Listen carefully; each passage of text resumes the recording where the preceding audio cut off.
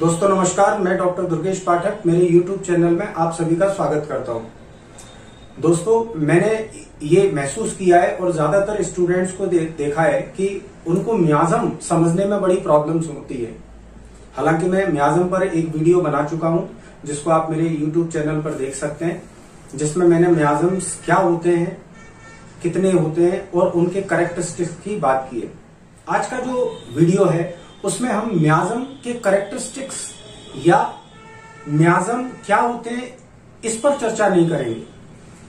आज का जो वीडियो है वो मैं आपको दे रहा हूं कि जब आपको मियाज्म की नॉलेज हो जाती है तो आप उस मियाज्म को अपनी क्लिनिकल प्रैक्टिस में कैसे अप्लाई कर सकते हैं। दोस्तों मैंने ये महसूस किया है कि ये भी एक बड़ी प्रॉब्लमेटिक चीज होती है बच्चे के साथ। अगर पहली बात तो उसको मियाज्म समझ में नहीं आते, अगर वो मियाज्म समझ में आ भी जाते हैं तो उन मियाज्म को वो अपनी प्रैक्टिस में अप्लाई नहीं कर पाता है, वो सिर्फ थियोरेटिकल नॉलेज लेकर रह जाता है। तो दोस्तों यहां पर मैं कुछ टिप्स बताऊंगा आपको जिससे आप किसी केस में मियाज्मेटिक प्रिस्क्रिप्शन इजीली कर सकते हैं और अपनी मियाज्मेटिक नॉलेज को क्लिनिकल प्रैक्टिस में अप्लाई कर सकते हैं। तो आइए दोस्तों वीडियो हम स्टार्ट करते हैं।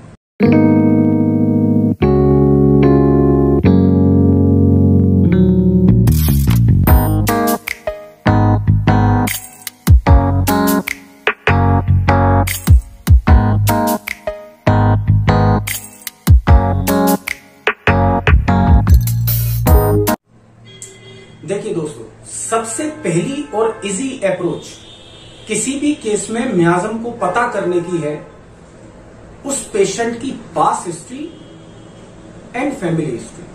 अगर आप ये जानना चाहते हो कि एक पर्टिकुलर केस में कौन सा मियाज्म है और हमको कौन सी मियाज्मेटिक रेमेडी देना चाहिए, तो उसका सबसे सरल तरीका है कि आप पेशेंट की पास्ट हिस्ट्री और फैमिली हिस्ट्री में जाइए।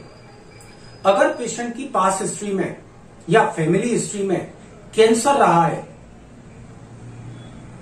तो आपका मियाज्म कैंसर होगा, वहां पर आप कार्सिनोसिन मेडिसिन का इस्तेमाल करेंगे। अगर टीबी रही है तो आप ट्यूबरकुलिनम मेडिसिन का इस्तेमाल कर सकते हैं। अगर पास्ट हिस्ट्री में सिफिलिस रही है या पास्ट हिस्ट्री में कोई ऐसी बीमारी रही है जिसमें उसको अल्सर्स होने की टेंडेंसी रही है तो आप सिफिलिनम का इस्तेमाल कर सकते हैं, मर्कसोल का इस्तेमाल कर सकते हैं। अगर पास्ट हिस्ट्री में कोई पेल्विक ऑर्गन की डिजीज रही है, अपेंडिसाइटिस रही है, गुनोरिया रहा है, बार बार यूटीआई रहा है, ओवेरियन प्रॉब्लम्स रही हैं, तो आप ऐसे केस में मीडोराइनम या थूजा का इस्तेमाल कर सकते हैं, क्योंकि यहां साइकोटिक मियाज्म आएगा। तो आपने क्या देखा दोस्तों कि सिर्फ एक डिजीज या कुछ डिजीज की प्रेजेंस से ही हम उस केस का मियाज्म निकाल सकते हैं। अगर टीबी है तो ट्यूबरकुलर मियाज्म, कैंसर है तो कैंसर मियाज्म, अगर पेल्विक डिजीजेस, वॉट्स, यूटीआई इनकी हिस्ट्री है तो साइकोटिक मियाज्म, अगर अल्सर्स की टेंडेंसी रही है पहले या कोई ऐसी बीमारी रही है जिसमें अल्सरेटिव प्रॉब्लम्स होती हो या फिर सिफिलिस इटसेल्फ ही प्रेजेंट हो तो हम उसको सिफिलिनम या सिफिलिटिक मियाज्म फाइंड आउट कर सकते हैं। तो दोस्तों पहला तरीका मैंने आपको इजी तरीका बताया कि पेशेंट की पास्ट हिस्ट्री और फैमिली हिस्ट्री से आप ये असेस कर सकते हैं इजीली। फिर दूसरा तरीका है फिजिकल कैरेक्टर्स।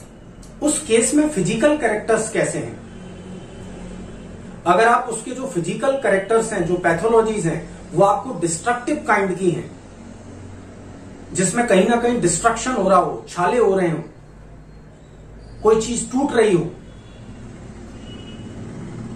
या फिर मरीज को कोई कंजेनाइटल डिसऑर्डर हो, तो ऐसे केस में हम सिफिलिटिक मियाज्म को मानते हैं। ऐसे केस में हम ये मान के चलते हैं कि उसके अंदर सिफिलिटिक मियाज्म प्रीडोमिनेंट है। अगर किसी केस में हम कोई पेल्विक इन्फ्लामेटरी डिजीज को ठीक कर रहे हो, ओवेरियन डिजीज को ठीक कर रहे हो, अगर केस में कोई ना कोई ग्रोथ हो, सिस्ट हो, वॉट हो, ट्यूमर हो, लाइपोमा हो, तो ऐसे केस में हम साइकोटिक मियाज्म मान के चलेंगे। अगर किसी केस में कोई फिस्टुला हो या कोई साइनस हो या कोई ऐसी चीज हो जिसमें रिकरेंसी मिलती हो, उसमें पस पड़ती हो, उसमें पस के साथ में ब्लीडिंग होती हो, एक बार आपको इन्फेक्शन हो जाए तो बहुत टाइम तक जाता नहीं है, तो ऐसे केस में हम ट्यूबरकुलर मियाज्म की प्रेजेंस सोचते हैं।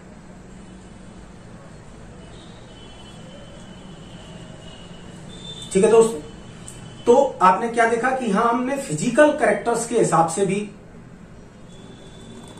मियाज्म पता कर लिए। उसी तरीके से जब आप ये देखें कि कोई डिजीज बहुत जल्दी बढ़ रही हो, उसके अंदर छाले भी हों और उसके अंदर सेल्स का प्रोलिफरेशन भी हो रहा हो। जैसे मैं आपको बताऊं दोस्तों, आप पेप्स स्मीयर कराते हैं किसी को बहुत टाइम से क्रोनिक वेजाइनल डिस्चार्ज की प्रॉब्लम है और आप पेप्स कराते हैं। पेप्स में ये बताते हैं कि सर्विक्स के अंदर मेटाप्लेजिया हो गया है, जिसको आप सर्वाइकल इरोजन कहते हैं।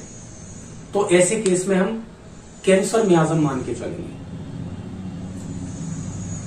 तो दूसरा तरीका क्या है कि फिजिकल लेवल पर जो पैथोलॉजी है उसको आप देखिए मियाज्म को देखने के लिए। फिर तीसरा तरीका है उनके मेंटल कैरेक्टर्स। अब मेंटल कैरेक्टर्स के बारे में मैं आपको हिंट दूंगा। देखिए, जितने भी सोरिक पेशेंट्स होते हैं वो हमेशा प्लान्स बनाते हैं, बड़ी बड़ी बातें करते हैं, लेकिन उनकी लाइफ में एक्शन नहीं होता, सिर्फ थॉट्स होते हैं।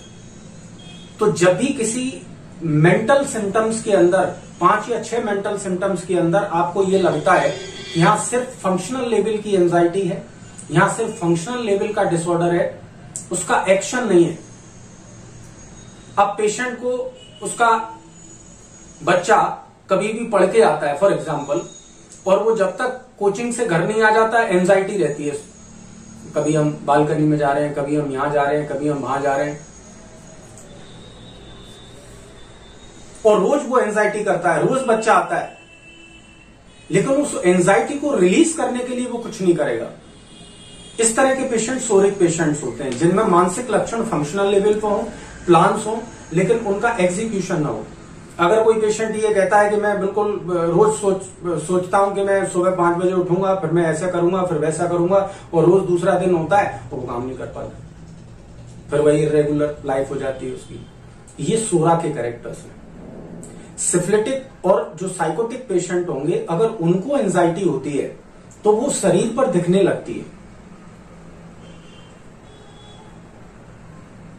वो शरीर पे दिखने लगे। अगर वो साइकोटिक मियाज्म का पेशेंट है तो वो उसी एंजाइटी में क्या करेगा, फटाफट फटाफट फोन लगा देगा, फटाफट फटाफट नीचे पहुंच जाएगा, गाड़ी से उसको लेने ही पहुंच जाएगा। तो यहां आपने क्या देखा कि मेंटल लेवल की जो एंजाइटी थी वो फिजिकल लेवल पर आ गई। इसलिए आप क्या देखते हैं, anxiety, anticipatory anxiety, stage phobia, अगर ये सोरिक नेचर का है तो मरीज सिर्फ बैठे ही बैठा रहेगा, बस सोचता रहेगा यार मैं कैसे स्टेज पे जाऊंगा, कैसे काम करूंगा, क्या करूंगा, कैसे नहीं करूंगा। और अगर साइकोटिक हुआ तो कपने लग जाएगा, हाथ पैर कपने लग जाएंगे उसके स्टेज पे जाने से पहले, उसको दस्त लगने लग जाएंगे, जैसा कि हम अर्जेंटम नाइट्रिकम में देखते हैं। लेकिन फिर भी वो परफॉर्म करेगा, जाएगा, गड़बड़ाएगा, लेकिन परफॉर्म करेगा। अगर वो सिफिलिटिक पेशेंट है तो वो कोलैप्स हो जाएगा, वो उस स्थिति को बियर नहीं कर पाएगा। जो सिफिलिटिक नेचर के पेशेंट होते हैं वो डिस्ट्रक्टिव नेचर के होते हैं। यहां मैं हमेशा अपने स्टूडेंट को एग्जांपल देता हूं कि जब वो कोई चीज को कर नहीं पाएगा तो या तो उस चीज को ही खराब कर देगा, उस स्टेज को ही तोड़ देगा, या फिर वो वहां से भाग जाएगा, छोड़ देगा, उसको क्विट कर लेगा। ये सिफिलिटिक नेचर है। सिफिलिस जब परेशान होता है तो उसकी टेंडेंसी क्या होती है, या तो मर जाओ या मार डालो। सोरिक सिर्फ मेंटल लेवल पर ही चलता रहता है उसका, वो फिजिकल लेवल पे नहीं आती। और साइकोसिस के अंदर एक्स्ट्रा एक्शंस मिलते हैं, वो लड़ने की भी कोशिश करता है और घबराता भी है, दोनों ही बातें। तो जब भी आप मेंटल सिम्टम्स को फंक्शनल लेवल पर देखें तो आप वहां से सोरा समझ सकते हैं। जब आप ऐसा देखें कि मेंटल सिम्टम्स में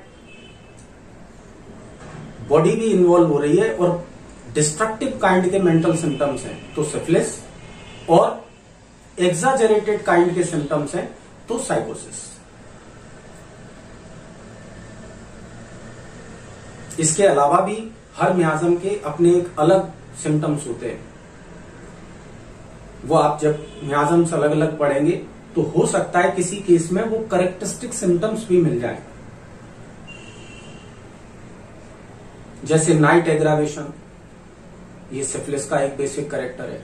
मॉर्निंग एग्रावेशन, ये सोरा का एक बेसिक कैरेक्टर है। मॉर्निंग से पूरे दिन का एग्रावेशन और नाइट में एम्यूरेशन, ये साइकोटिक पेशेंट का मैनिफेस्टेशन है। इसी तरह से जो कैंसर मियाज्म के पेशेंट्स होते हैं वो कैसे होते हैं, उनका मेंटल लेवल कैसा होता है, उनका मेंटल लेवल होता है परफेक्शनिस्ट, हर चीज परफेक्ट चाहिए, फास्टिडियस, एकदम कंट्रोल्ड। वो अपनी लाइफ को हमेशा कंट्रोल करने के चक्कर में रहते हैं, क्योंकि कैंसर आउट ऑफ कंट्रोल होता है, इसीलिए वो हर चीज को कंट्रोल करने की कोशिश करेगा, हर चीज को बिल्कुल तरीके से करने की कोशिश करेगा। हाथी धोता रहेगा, नहाता ही रहेगा, सफाई की सनक लग गई तो सफाई करना चालू कर दी, हर चीज परफेक्टली करेगा। ये कैंसर मियाज्म का लक्षण हो जाएगा। अब अगर हम ट्यूबरकुलर मियाज्म को मानसिक लेवल पे देखें तो ऐसे लोग कैसे होते हैं, ऐसे लोग कॉस्मोपॉलिटियन होते हैं। कॉस्मोपॉलिटियन मतलब उनको एक तरह का चीज पसंद नहीं होता।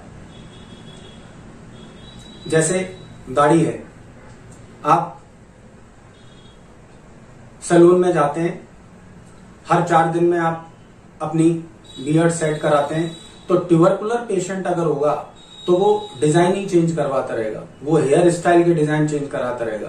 वो बार बार से कहेगा कि आज थोड़ा सा हमारे बॉर्डर को ऐसे उठा दो, कल बैठा दो, यहाँ पे कट लगा दो, फिर कहेगा मुझे बड़ी चाहिए, अब मुझे छोटी चाहिए दाढ़ी। ऐसे लोग ट्रेवलिंग पसंद करते हैं, अपने ऑक्यूपेशन चेंज करना पसंद करते हैं, क्योंकि उनको चेंज पसंद होता है। ट्यूबरकुलर मियाज्म के पेशेंट मेंटली बहुत इंटेलिजेंट होते हैं लेकिन फिजिकली लीन एंड थिन होते हैं। ज्यादातर आप आईएएस आईपीएस ऑफिसर देखो एकदम पतले दुबले, फिजिकल कोई कैपेसिटी, मानसिक तौर पर बड़े इंटेलिजेंट होते हैं। ऐसे लोग के बैकग्राउंड में ट्यूबरकुलर मियाज्म होता है। तो दोस्तों ये कुछ बहुत प्रैक्टिकल टिप्स हैं जिनसे आप किसी केस के अंदर मियाज्म को पहचान सकते हैं। मैं कंक्लूड कर रहा हूं, सबसे पहले past history and family history से, उसके बाद फिर मरीज की फिजिकल लेवल की पैथोलॉजी से, और फिर मरीज के मानसिक लक्षणों से। इन सबसे आप उस केस के मियाज्म को पता कर सकते हो और एक सुटेबल मियाज्मेटिक रेमेडी प्रिस्क्राइब कर सकते हो। आशा करता हूं आपको मेरी बात पसंद आई होगी, समझ आया होगा। Thank you, good bye.